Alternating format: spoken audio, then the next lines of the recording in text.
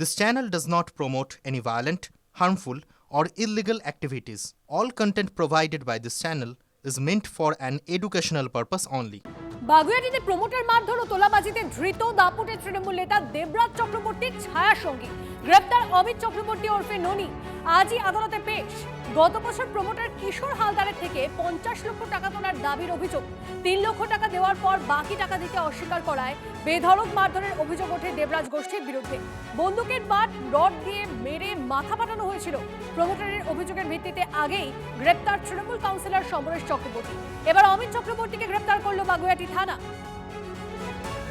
দিকে দিকে ধরপাকড়, সন্দেশখালীতে গ্রেপ্তার শাহজাহান ঘনিষ্ঠ 2 তৃণমূল নেত্রী। ইডির উপর হামলার ঘটনায় গ্রেপ্তার 2 ধৃত তৃণমূল কংগ্রেসের সভানেত্রী সবিতা রায় ও আরও এক নেত্রী মিঠু সর্দার।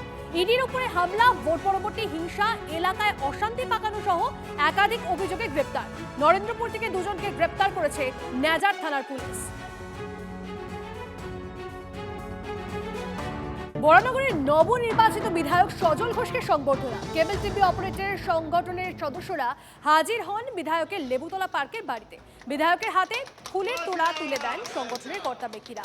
পদ্মফুল আঁকা কেক কাটেন সজল ঘোষ। সংগঠনের অভিযোগ, বিগত সরকার সব ক্ষেত্রেই অসহযোগিতা করেছে। নতুন সরকারের কাছে বেশ কিছু দাবি দাওয়া পেশ করেন সংগঠনের সদস্যরা। তাদের দাবি খতিয়ে দেখার আশ্বাস বিধায়কের। আমরা জানি ও 36 বছর ধরে আমরা যে শিল্পটাকে তৈরি করেছি, তোমরাও তার মধ্যে যুক্ত। সেই শিল্পটা আটকে পড়েছিল, কেউ আমাদের কোনোদিন সরকার আমাদের এখনও পর্যন্ত কিছু দেখেনি।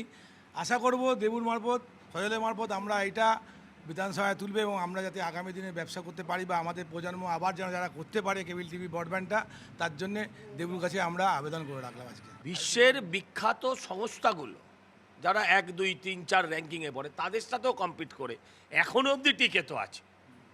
আমি ঈশ্বরের কাছে চাই, সরকারের কাছে চাই, দুজনের কাছেই চাই যে এরা যেন এদের এই যে শিল্পটাকে এরা সৃষ্টি করেছিল তার সম্মান যেন এরা পায়, এরা যেন হারিয়ে না যায় টাকার কাছে।